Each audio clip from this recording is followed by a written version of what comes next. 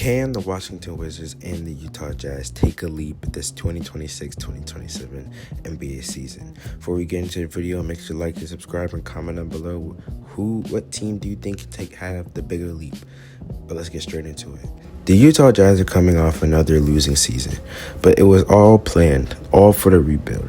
The Utah Jazz got the second overall pick in the NBA draft and selected Darren Peterson, a scoring guard with defensive upside and an amazing offensive player.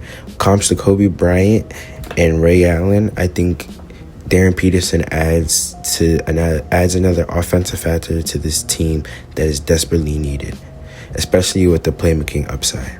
This team also acquired Jaren Jackson Jr. in a trade, a former DPOI, and amazing defensive player, and that adds a lot to this team that was also needed, especially with the playoff experience and leadership experience. Now, they did lose Walker Kessler in free agency to the Lakers, but I think Jusuf Nurkic can take that spot, and he'll be a serviceable big for this team. Adding Darren Peterson to this team provides another offensive factor that this team desperately needed. Coming into the team already projecting to be in the starting lineup, I think he adds playmaking and scoring alongside Keyonte George that takes this team's offense to another level. And we can't even forget about Ace Bailey. Coming into year 2, he had an amazing end to his rookie year, and I just think that adding a scoring wing, also with showing a lot of defensive flashes, he is underrated, and he also can compete for that starting spot alongside Keyonte George. Now let's talk about Keyonte George. He's currently slotted at the point guard spot. Is he the elite level point guard? Not yet. The playmaking is still improving, but the scoring is very much there.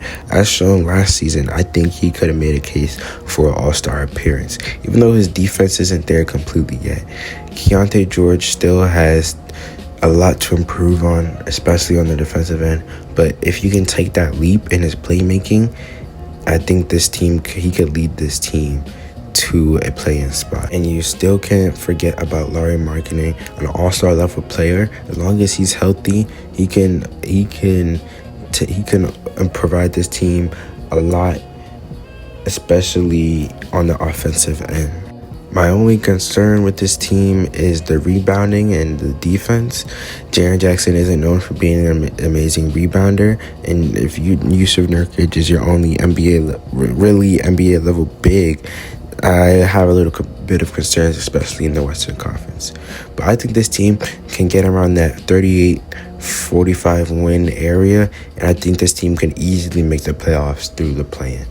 But now let's get over to the Wizards. The Washington Wizards are coming off a 17-win season last season. And again, it was all for the rebuild. The Washington Wizards got the first overall pick in that 2026 NBA draft and selected AJ DeBesa, an elite scoring wing with defensive and playmaking upside. You can do it all on the offensive end except shoot the 3-ball at a consistent percentage. But that is still improving, and everything he projects to be an elite offensive player, especially with his ability to get to the rim. Now, the Washington Wizards are now looking toward competing in the Eastern Conference, with acquiring Trae Young and Anthony Davis during the season, and DeAndre Ayton during the free agency time. The Wizards projecting starting 5 is Trae Young, Keyshawn George, AJ DeBesa, Anthony Davis, and Alex Sarr. That's an elite level starting 5. It is so underrated in the East. Although the Eastern Conference has gotten a lot difficult, I still think this team can make the playoffs. Having an elite level point guard in Trae Young leading the team and leading the offense is what this team desperately needed. And you also have ball handlers in Keyshawn George and AJ DeBesa, who are underrated playmakers. And you have 2 elite level bigs in Anthony Davis and Alex Sarr. Alex Sarr was second in the NBA in leading blocks this season, and when healthy, Anthony Davis is an elite level player. Now, this team does come with concerns with Trae Young at the point guard spot. and his defensive issues and Anthony Davis's health. But I believe this team can cover Trae Young's defensive inefficiencies.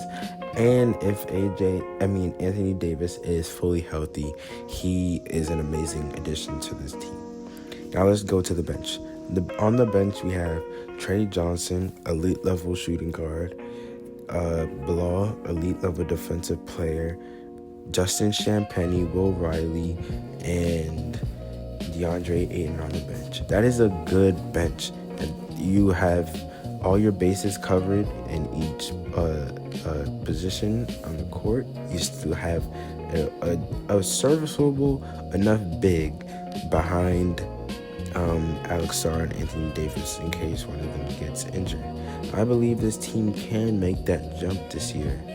Even though the East is extremely difficult at the moment, this team can still make that leap and make it to the playoffs. But that's all for today's video. Make sure to like and subscribe and comment down below who you think can have the bigger jump this NBA season.